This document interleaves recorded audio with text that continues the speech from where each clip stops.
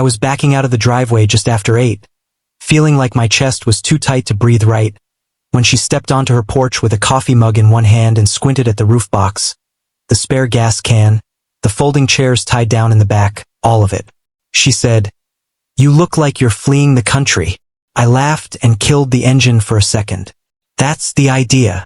For months I'd been working on that van in the evenings and on weekends.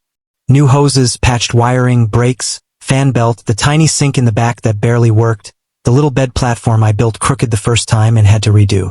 It was old and ugly and stubborn, but it was mine. That trip was supposed to be mine too. No schedule, no boss, no checking in with anybody.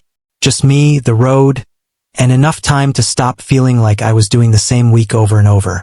Rachel leaned on the porch rail and looked at the van like it had personally offended her. "And you really think this thing is making it across half the country? It only has to make it out of town first," I said. She smiled into her coffee. Rachel always looked put together in a way that made me more aware of myself. Even standing there in an old gray t-shirt and loose shorts, hair tied back messy, she somehow looked sharper than anybody heading to work. She was older than me by more than 10 years, divorced, quiet most of the time, and not the kind of person I ever expected to joke around with from my driveway. I shrugged and said, mostly kidding, "Come with me and find out." She didn't even take a second. She just said, "Okay." I stared at her. Okay like okay? Okay like give me 15 minutes. I actually laughed because I thought she was still messing with me, but she set the mug down on the porch rail and went inside. Just turned and disappeared like we'd planned it. I sat there with the engine idling, one hand on the wheel, wondering if I should leave before she came back out and called it a joke. She didn't. 12 minutes later she came down her steps with a duffel bag, a hoodie tied around her waist, sunglasses on her head, and that same calm face like she was heading out for groceries, not climbing into a van with a guy from next door for a trip neither of us had talked about for more than 30 seconds. I leaned across and pushed the passenger door open. "Rachel, are you serious?" She threw the bag inside. "I'm extremely serious. What about your job? I have vacation days. Your house. It'll still be there." I looked at her for another second. "You really want to do this?" That was when her expression changed a little. Less joking, more honest. She said, "Luke, if I go back inside, I'm going to spend the whole day cleaning a kitchen that is already clean. So yes, I really want to do this." That was enough for me. She climbed in, shut the door, and the whole inside of the van changed immediately. It had smelled like motor oil and canvas and coffee before. Now there was her shampoo in it too, and her bag by her feet, and her knees almost touching the glove box, and suddenly the trip I'd been picturing alone for months didn't feel alone at all. We made it out of town laughing harder than we should have. At the first gas station stop she came back with bad road coffee, sunflower seeds, and 2 greasy breakfast sandwiches she claimed would protect morale. She made fun of my paper map even though she was the one who lost signal 10 minutes later. I caught her opening cabinets in the back while I drove, judging my packing system like she'd been appointed inspector of van life. By noon it felt weirdly normal, like she'd always been there. Then the temperature needle started climbing. At first I told myself it was nothing. Old van, hot day, long incline. But a minute later the needle pushed higher, and then higher again, and Rachel sat up straighter in her seat and said, "Luke, I see it.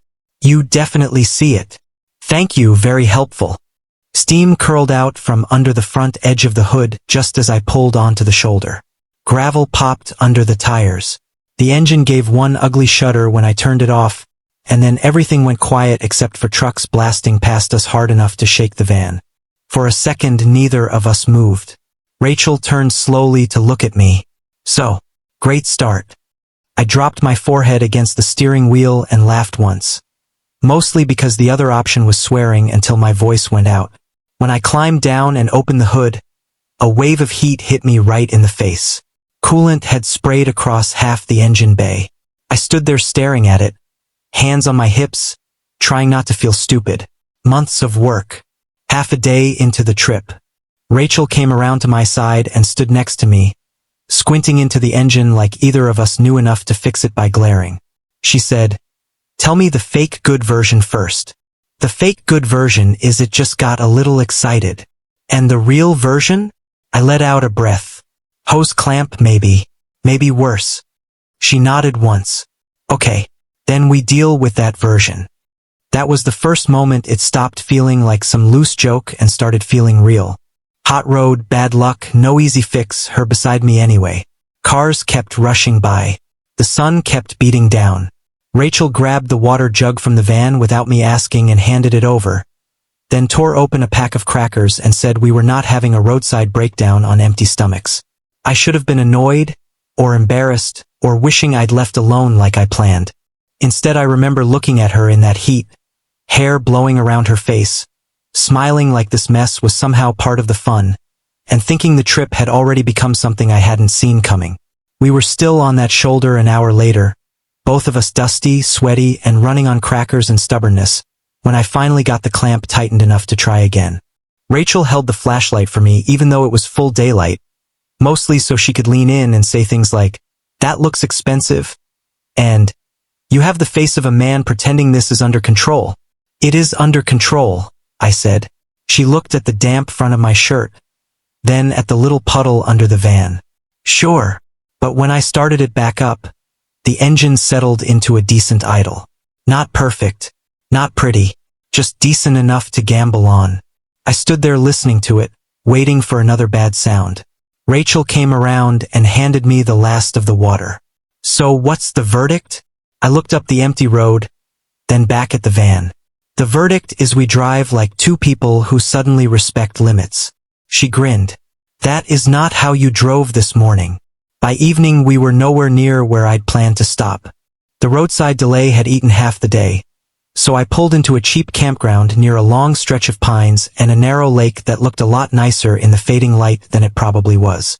We got the chairs out, made noodles on the little burner, and for about 20 minutes it felt like the trip had found its shape again. Then the sky changed. Rachel was the one who noticed first.